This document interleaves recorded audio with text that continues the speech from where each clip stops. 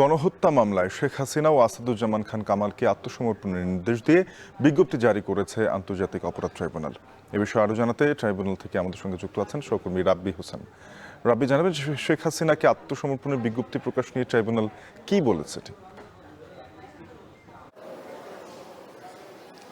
শাফিন, সাবেক প্রধানমন্ত্রী শেখ হাসিনা ও সাবেক স্বরাষ্ট্রমন্ত্রী আসাদুজ্জামান খান কামালকে আত্মসমর্পণের জন্য বিজ্ঞপ্তি জারি করে পত্রিকায় একটি বিজ্ঞপ্তি দিয়েছেন আন্তর্জাতিক অপরাধ ট্রাইব্যুনাল।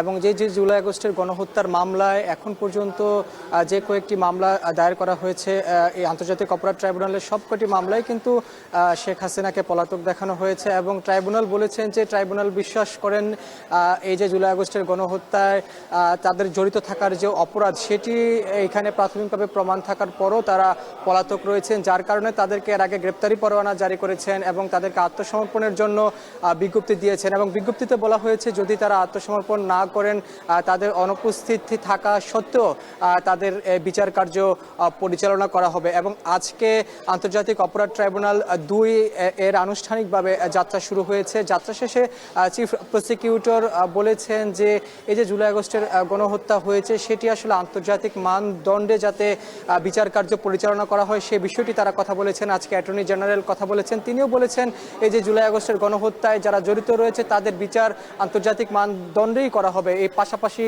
গুমের যে সংস্কৃতি তৈরি হয়েছিল বিগত আওয়ামী লীগের আমলে সেই সংস্কৃতি তারা আর নতুন করে বা সেই কালচার তারা দেখতে চান না, এই বিষয়গুলো আন্তর্জাতিক অপরাধ ট্রাইব্যুনালের কাছে বলেছেন। এবং আজকে আন্তর্জাতিক অপরাধ ট্রাইব্যুনালের যেই এই দ্বিতীয় যে যাত্রা শুরু করছে এরই মাধ্যমে এই ট্রাইব্যুনালের যে বিচার কার্য সেটি আরও গতিশীল হবে বলে জানিয়েছেন আন্তর্জাতিক অপরাধ ট্রাইব্যুনালের চিফ প্রসিকিউটর। এই ছিল আমার কাছে আন্তর্জাতিক অপরাধ ট্রাইব্যুনাল থেকে সব